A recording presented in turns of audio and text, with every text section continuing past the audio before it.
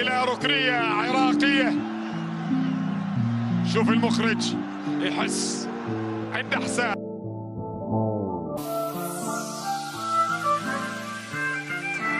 يلا يلا يلا يا امجد، O5 beats يا امجد يا عطوان.